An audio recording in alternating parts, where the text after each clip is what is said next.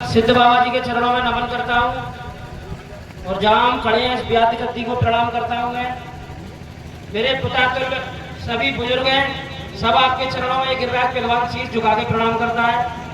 और मेरे सभी भाई जिन्होंने मुझे बुलाया, आप सब भाइयों को अपने दिल से लगाता हूँ। तो भाइयों, आपको पता ही होगा, छोटे मोटे आदमी हैं, हम कोई नेता नहीं है।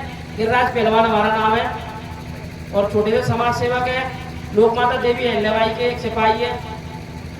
तो आज चांदा करीला में आज से नहीं, करीबन 8-10 साल से मेरा आना जाना लग रहा। जब मैं 17-18 साल का था, जब से चांदा करीला और लाल क्षेत्र में आ जा रहा हूँ पहलवानी के माध्यम से। तो इस क्षेत्र में समाज की एकता को, अखंडता को बनाए रखा और काफी इतिहास भी है आपके क्षेत्र का। तो इस इतिहास को सभी लोग बनाए रखें। तो जब भी हमें प्यार मिलता था इधर, और आज यहाँ पर आ रहे हैं, आज भी प्यार और मान सम्मान मिल रहा है। तो इतना सम्मान देने के लिए पूरे लाल क्षेत्रवासियों का बहुत बहुत दिल की गहराइयों से धन्यवाद। तो हमने जब कुश्तियां लड़ते थे छोटे में, तो हमें पता नहीं था कि जनता हमें इतना प्यार देगी। पहलवानी में इतना प्यार नहीं मिला जितना आपने समाज सेवा में दिया। और मैं देखता हूँ कभी कोई घटना होती है और मुझे सूचना लगती है उस घटना के बारे में, तो मेरा प्रयास रहता है जिस भाई के साथ अन्याय हो रहा है उसको न्याय दिलाने का काम हमारी टीम करती है।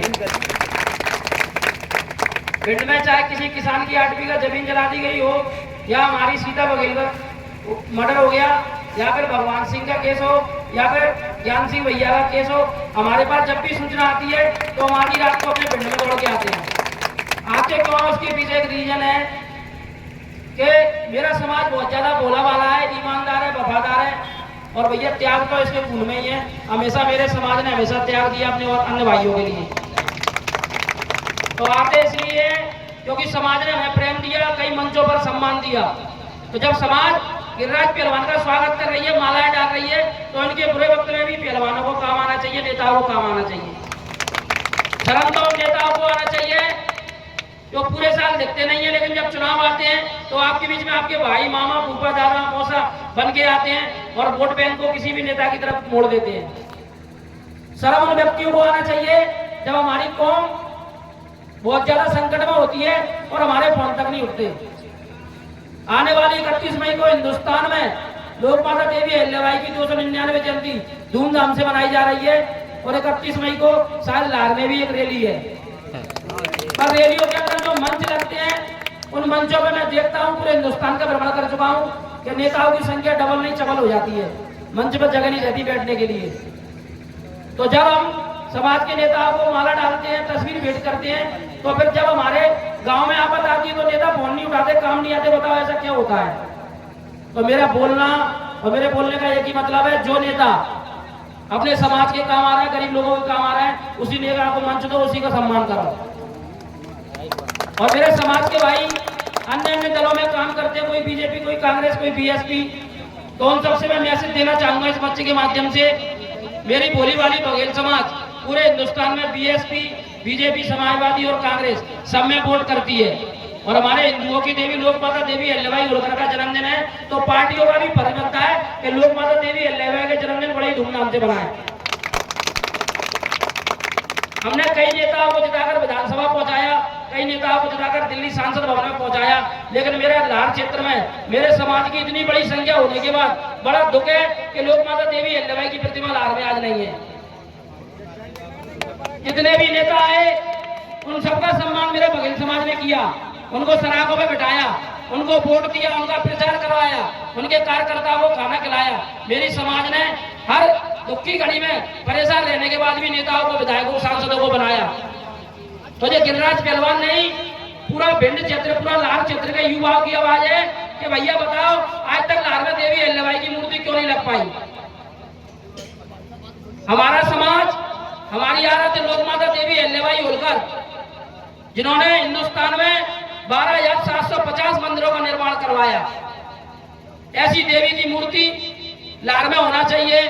प्रेजेंट में सरकार है बीजेपी की, और माननीय हमारे शर्मा जी विधायक है यहाँ से, तो उनसे मैं निवेदन करना चाहूंगा, 31 मई को शायद रैली में भी आ रहे हैं हमारी में, तो उनसे निवेदन करना चाहता है पूरे हिंदुस्तान का युवा, जो लार की जनता जिस मूर्ति के लिए तरस रही है, तो उनकी तड़प को खत्म करें और 31 मई को घोषणा करके जाए कि 1 महीने के अंदर लोक माता देवी अहिल्याबाई की प्रतिमा लाहौर के किसी चौराहे पे खड़ी मिलेगी।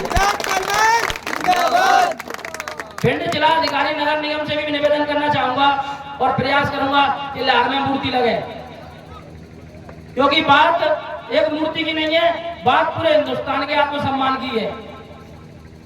जब लाहौर क्षेत्र के या ग्रामीण क्षेत्र के बड़े बुजुर्ग टुकड़ा वगैरह तीर्थों पे जाते हैं, हमारे दादा बुजुर्ग जब तीर्थ पे जाते हैं तो वो दर्शन करते हैं सोमनाथ, बद्रीनाथ और कालेश्वर। तो ना जाने कितने मंदिर मेरी लोक माता देवी अहिल्याबाई ने बनवाए, लेकिन आज तक बुजुर्गों को पता नहीं है कि जो मंदिर बनवाने के पीछे तुम्हारी लोक माता देवी अहिल्याबाई के हाथ है। उन्होंने युद्ध में अपने पति छोड़ के चले गए, उनके ससुर छोड़ के चले गए, उनके पुत्र भी खत्म हो गई, तो उनके पास बहुत सारा पैसा था और मालवा की महारानी थी वो, इंदौर में मालवा पड़ता है। लेकिन मालवा के अलावा पूरे हिंदुस्तान में उस देवी ने कई मंदिर, कई घाट, कई धर्मशालाएं और कई मंदिर बनवाए। पूरा धन हिंदुस्तान के मंदिरों को बचाने में लगा दिया। जब ये हमारा धर्म आज जीवित है हिंदुस्तान के अंदर, तो इस धर्म का प्रचार प्रसार करीला गांव में श्रीमद् भागवत कथा द्वारा हुआ। तो उसमें आपने एक कथा भी सुनी होगी राजा हरिश्चंद्र की। राजा हरिश्चंद्र जी अपने धर्म के प्रति, अपने सत्य के प्रति इतने वफादार थे कि मतलब हर जगह भगवान ने उनकी परीक्षा ली, पर परीक्षा में पास हुई। तो ऐसे ही मेरी भोली वाली समाज नेताओं को वोट देती है, पर एक मूर्ति देखने को नहीं मिल रही इस लाहौर क्षेत्र के अंदर। तो मेरा इतना कहना है माननीय विधायक जी से कि एक मूर्ति इस बघेल समाज को दे, क्योंकि मेरे बघेल समाज ने पूरी ताकत लगा दी आपको जिताने में। और जो राजनीतिक दलों में काम करते हैं मेरे छोटे भाई, उनसे मैं एक बात बोलना चाहूंगा, जब आपके समाज के किसी भाई का सर फट जाता है, वो थाने में FIR करने जाता है, तो हमारी रिपोर्ट तक नहीं होती यार। तो उस टाइम पर तो मदद नहीं कर पाते समाज के व्यक्ति की, तो ऐसी नेतागिरी तुम्हारी क्या काम की है। समाज जब समस्या में होता है, आपके आगे आपके नेता आपका फोन नहीं उठाते, तो ऐसे नेताओं को त्याग दें। उन भाइयों के लिए 2 लाइन कहना चाहूंगा, ध्यान से सुने कि बुलबुल के चंगुल में कभी बाज नहीं होते और